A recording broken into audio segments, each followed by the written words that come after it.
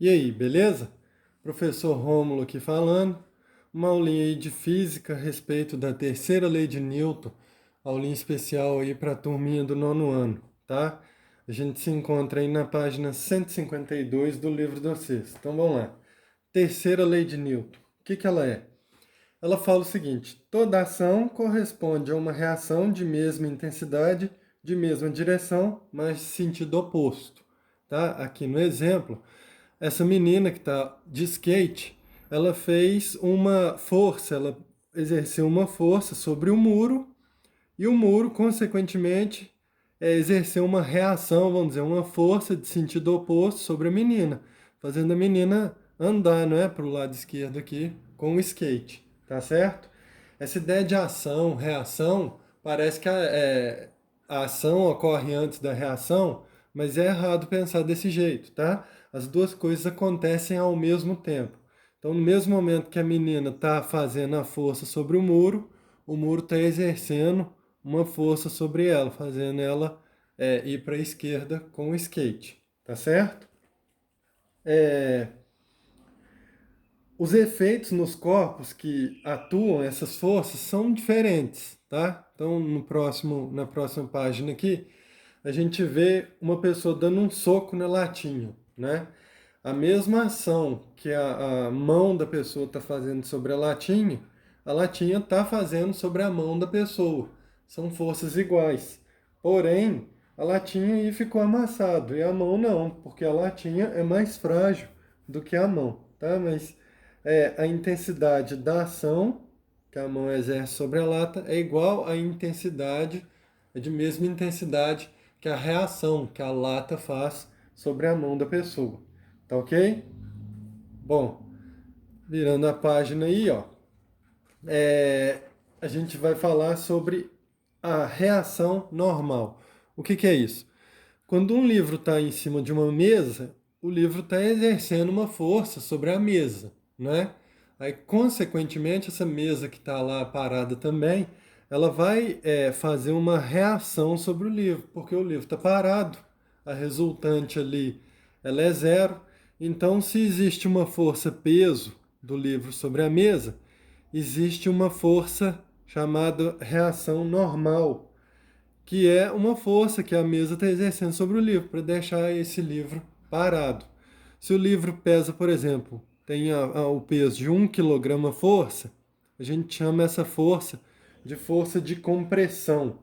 O livro está fazendo uma compressão sobre a mesa. Se essa força é de 1 kg força, a normal vai ser no sentido oposto, ou seja, para cima também, de 1 kg força, pois o livro está parado, tranquilo? A resultante das forças sobre o livro é nula, tranquilo? Se uma pessoa chegar e pressionar o livro para baixo, ela está fazendo uma força de 2 kg força. E o peso do livro é 1 kg força, ou seja, a força está para baixo, o peso também está para baixo. 2 kg força da mão da pessoa com 1 kg força do peso do livro, a gente tem uma força de compressão aqui de 3 kg força. Consequentemente, a normal aqui, a força normal ou reação normal, vai ser de mesmo valor que a força de compressão, só que no sentido contrário. Tranquilo? 3 kg força para a força de compressão, 3 kg força para normal. Ok? Vamos complicar um pouquinho? Vamos passar aí, ó. Terceira lei de Newton aplicada num plano inclinado. Olha lá. Esse livro aqui, ele está num plano inclinado, ele não está num plano totalmente horizontal mais, tá? Então presta atenção. O peso do livro é vertical, só que esse peso pode ser decomposto aqui numa componente x e uma componente y. A componente x aqui está querendo fazer o livro descer a rampa, descer esse plano inclinado, enquanto essa componente y aqui tá querendo tá é o peso que o livro está fazendo sobre esse plano inclinado, tá? Então esse peso que está aqui é a força de compressão do livro, tranquilo? Aí como a força de compressão do livro está inclinada também, vamos dizer assim, a normal também está inclinada, tá vendo? Ela está um pouco inclinada. Agora, o que está segurando esse peso, essa componente X aqui, que está querendo fazer o livro descer? É o atrito, tá? Daqui a pouco a gente vai falar sobre o atrito, mas o atrito, o livro não desce porque aqui existe um certo atrito que não faz esse livro escorregar. Se a superfície fosse de gelo, por exemplo, o livro iria escorregar. Mas como o livro está parado, essa força de atrito que está segurando, está fazendo o livro ficar parado. A mesma coisa acontece quando uma pessoa está empurrando um carrinho de mão, beleza? As mesmas forças que estão aqui no carrinho de mão também. Só que como aqui o carrinho de mão está em movimento por causa da rodinha aqui, a força que ele está fazendo aqui, ela é maior, a força que esse homenzinho está fazendo aqui, ela é maior do que a força, vamos dizer, da gravidade, que a gravidade está fazendo sobre esse carrinho puxando a componente X, quer dizer, tá? A componente X está para cá, o cara está fazendo uma força maior para lá, por isso que o carrinho de mão tá andando naquela direção e naquele sentido. Tranquilo? Tá. Vamos falar um pouquinho mais a respeito do que é essa força de atrito. Se a gente pegar uma lupa, vamos dizer assim, um microscópio, e olhar entre o livro e essa superfície aqui, a gente vai ver uma coisa parecida com isso aqui, ó. Tanto o livro quanto a mesa, essa superfície, elas parecem ser lisas, tá? Mas um exame microscópio revela que elas não são, tá? Elas são, elas têm umas pequenas saliências. E essas saliências às vezes costumam encontrar umas com as outras e prender esse livro, tá? Faz o livro se encaixar junto com a mesa, vamos dizer assim. Isso é um atrito, beleza? A interação que esse livro tem com a mesa é a força de atrito que impede o livro de entrar em um movimento ou que dificulta esse movimento, tá?